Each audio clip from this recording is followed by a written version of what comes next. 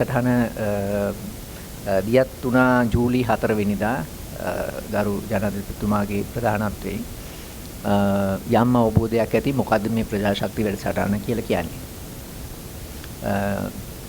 නව රජයේ ප්‍රධාන ව්‍යාපෘති තුනක් තියෙනවා. ඒකේ දිරිඳු කවුතුරන් කිරීම සඳහා තියෙන ප්‍රධානම වැඩසටහන තමයි ප්‍රජාශක්ති වැඩසටහන.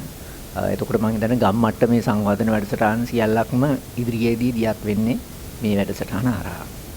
මේක නව තාක්ෂණයක් යොදාගෙන ඒවත් එක්කම ග්‍රාමීය මට්ටමේ ජනතාවගේ සම්පූර්ණ දායකත්වයෙන් නිලධාරීන්ගේ එකතුවෙන් සිද්ධ වෙන වැඩසටහනක්.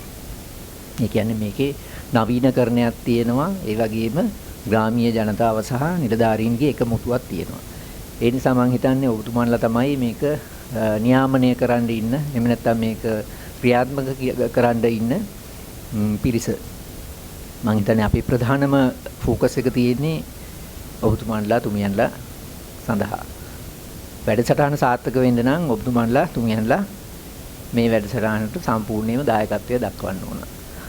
අපේ නිලධාරීන් වශයෙන් අපේ වගකීම රජයේ